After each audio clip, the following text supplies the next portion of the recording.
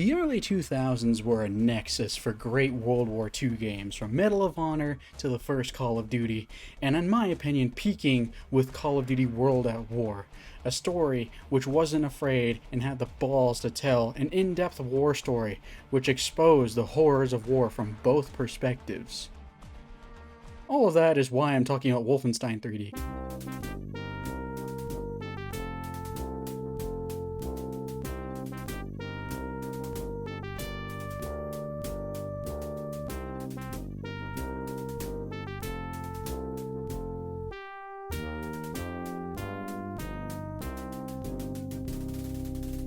Wolfenstein 3D, released in 1992, was id Software's first big hit in the first-person shooter space. With that in mind, the game being 30 years old as of a few months ago, I wanted to prove my point. Now, this wasn't a point that I've made publicly in a video before, but my point is this. Wolfenstein 3D is a better World War II game than Call of Duty Vanguard. With that being said, today we're going to answer the question, do 30-year-old games hold up in comparison to modern games? You begin the game, pistol in hand, and the first guard slain before you. You're a prisoner by the name of B.J. Blazkowicz. Yes, a man by the name of B.J. is going to take down the Third Reich. Now, Wolfenstein 3D instantly throws you into the action of shooting Nazis and collecting secrets, treasure. Yeah, it's honestly pretty simple, but that's what makes it really fun. No bullshit, doesn't waste any of your time, doesn't force any narrative on you. Get into that bunker and have some fun there, chap. Now, I mentioned earlier that you have a pistol. You will eventually accrue 3 weapons to your arsenal. The aforementioned pistol, the SMG,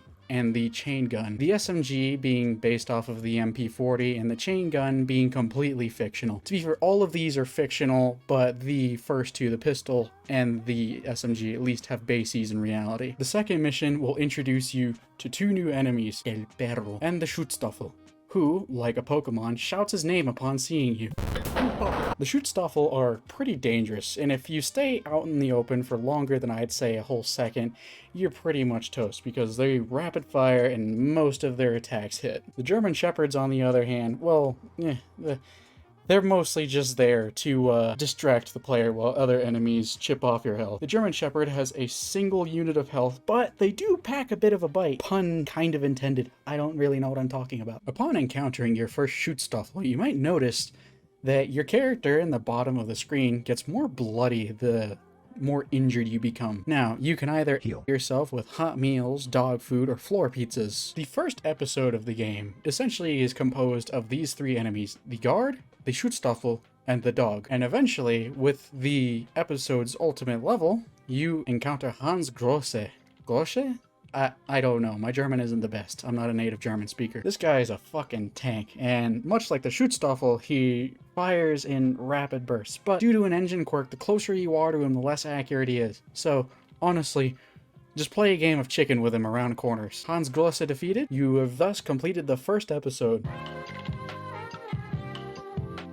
The second episode, well, much like the first, wastes no time and gets you straight into the action. The underground resistance in Europe has pinpointed the location of the fabled Operation KzRFAUST. And that's all you need to know. Human experiments, yada yada yada. Yeah, Nazi zombies. This is probably the first instance of Nazi zombies being a thing in a video game. This chapter is kind of a bitch to get through. If you die in any of the missions past the first one, you're gonna be hurting pretty bad, because the mutants, as they're called, but I'm just going to call them Nazi zombies from this point forward, they attack so fast that they can attack in between damage frames. Yeah, it's pretty abysmal sometimes, and it's pretty irritating. Another thing that you might have noticed by this point is that every single enemy in this game is hit scan. There is a single enemy that you will encounter later on that is not hit scan. It is the only non-hit scan enemy in the game, besides a boss, but whatever.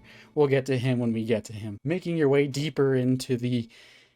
Is this fucking lead? Most of this chapter, you're gonna be seeing pink in your sleep when you're done with it. But the chapter comes to an end with you facing off against the malevolent Dr. Schaubs. Dr. Schaubs, I might have hinted at him earlier, but he is the only other projectile-based enemy in the game. And with that being said, he is a giant pushover. Literally just strafe, just move out of the way. Yeah. Dr. Schaub's defeated in his bunker in ruins. You have successfully foiled Operation KzRFAUST. That evil, swollen, putrid.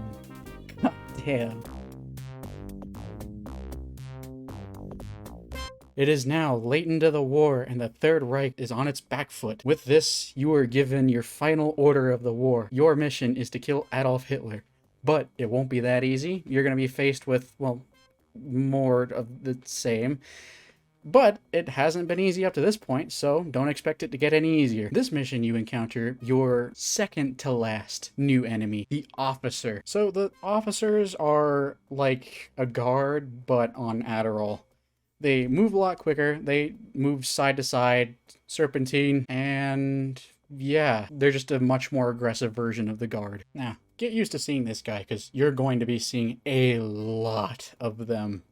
And much less of the original brown shirt guards. I think that they're actually inspired by the brown shirts, the Gestapo. Once again, you make your way through this bunker as you have the previous two, but this is not the most difficult. I definitely would say that Operation KzRFAUST is the most difficult chapter to get through, but this is no pushover. The guards, the officers, and the SS put up a hell of a fight, and in the final part of the chapter, you will encounter a fake Hitler, or a few of them actually, and they are the only projectile-based standard enemy in the entire game. Here lies the ultimate evil. Adolf Hitler will enter the arena donning mecha suit and quad chain guns. Honestly, he's pretty much identical to Hans Grosse from the first chapter. Still, there is just something oddly satisfying about mulching Adolf Hitler with a chain gun. With that, the Third Reich topples and the Allies are victorious. Hopefully you don't go back homeless, but that was mostly an epidemic in Vietnam.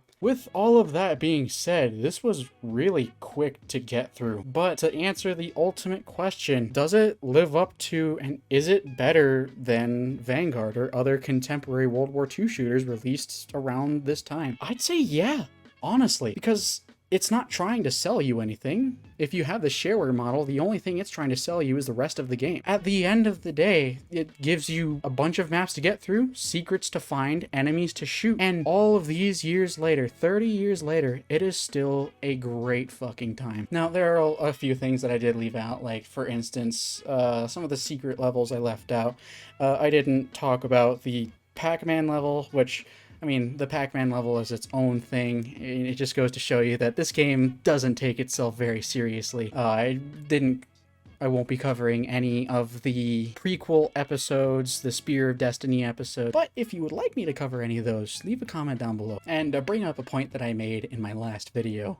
If you want to tell an authentic World War II story, then you have to have the balls to do it. Wolfenstein 3D does not claim to be authentic. It simply uses the greatest enemy of the 20th century, and it lets you have a great fucking time. And so, with that said, if you would like to try out Wolfenstein 3D for yourself, I will be leaving a link to download the shareware model of the game for yourself, and I will also be leaving a link to EC Wolf, which is the source port that I used to record the footage here. And yeah, if you enjoyed that video, leave a like. If you didn't, leave a dislike. And with all that being said, outro.